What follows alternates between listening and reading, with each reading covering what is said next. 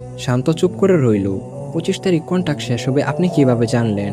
তানহা বলে, আমাদের মাঝখানে অনেক মানুষ আছে যারা আপনার সম্পর্কে জানে, কিন্তু ভয় কেউ মুখ খুলে না। এখন শুনেন, আপনার মায়ের অপারেশনের জন্য টাকা লাগবে, সেটা কোথা থেকে আসবে? আমি শক্ট হয়ে গেলাম। আপনি আমার মায়ের কথা জানলেন কেমনে?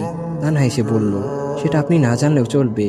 এখন সোজা কথা শোনেন, মিরপুর রাত একটায় টুর্নামেন্ট হয়, আপনি আমার হয়ে গেম খেলবেন, টাকা পয়সা যা লাগে সব আমি দিব। আমি মনে মনে ভাবলাম, যদি না করি তাহলে টাকার অভাবে আমার মায়ের অপারেশন হবে না। তাই আমি বললাম, কোথায় আসতে হবে? তানহা লোকেশন পাঠিয়ে দিল আর বলল, রাত 2টায় আসবেন। আমি দুপুর থেকে তেমন কিছু খাই নাই, তাই রাস্তার পাশে একটা হোটেলে ঢুকলাম। 20 টাকার ডাল আর 10 টাকার ভাত নিলাম। হঠাৎ মনে পড়ল, একটা সময় আমার কাছে টাকার কোনো অভাব ছিল না, কিন্তু এখন ডাল দিয়ে ভাত খেতে হচ্ছে। তো খাওয়া শেষ করে রওনা দিলাম। রাত তখন 1টা 20-এর কাছাকাছি। দোকানপাট সব বন্ধ। প্রায় 15 মিনিট হাঁটার পর সেই জায়গায় আসলাম। 5 তলা একটা বিল্ডিং, দেয়ালের রং উঠে গেছে, কিন্তু গেটের সামনে 2জন লোক দাঁড়িয়ে আছে। আমি ভিতরে যেতে একজন বলল, কোথায় যান? আমার শরীরটা অনেক নোংরা ছিল, তাই গার্ডগুলো আমাকে ঢুকতে দিল না। তখনই পিছন থেকে একটা মেয়ে বলল, ও আমার সাথে এসেছে। বাইরে ভাই, তা নাকি কি হট লাগছিল সেটা বলার বাহিরে। তার সৌন্দর্য দেখে তো আমি পুরাই ফিদা হয়ে গেলাম। তানহা আমার দিকে তাকিয়ে বলল, চলুন ভিতরে যাই। ভিতরে ঢুকতেই থমকে গেলাম। নিচতলায় এক পাশে রোলের আর অন্য পাশে পোকার। একজন লোক দেখলাম, তার জীবনের সমস্ত টাকা এবং পরনে কাপড় সহ ব্যাট করলো।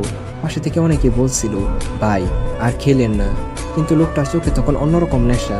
আমি ভাবছিলাম হয়তো সব শেষ, কিন্তু লোকটার ভাগ্য এতটাই ভালো ছিল যে কিছুক্ষণের মধ্যে কোটিপতি হয়ে গেল।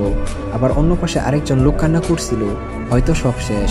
তো আমরা সেই দিয়ে 2য় তলায় উঠলাম, যেখানে সব ধনী লোকেরা ডিজে গান ছেড়ে মজামাস্তি করছিল। তানহা আমাকে 3য় তলায় নিয়ে আসলো।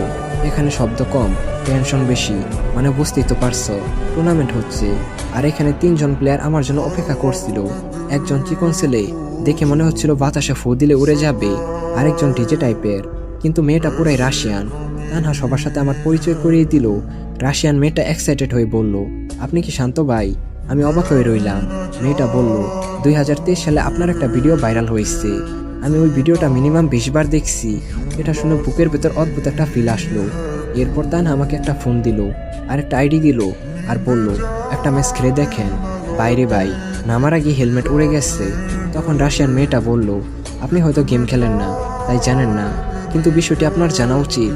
এই 2 বছরে অনেক কিছু পরিবর্তন হয়েছে। বটলা প্লেয়াররা এখন অনেক প্রো হয়ে গেছে। অনেকে প্যানেল লাগিয়ে গেম প্লে করে, এজন্য ফ্রি ফায়ার প্লেয়াররা গেমটা খেলে না, কিন্তু বেশিরভাগ প্লেয়াররাই টুর্নামেন্টের দিকে শিফট করছে।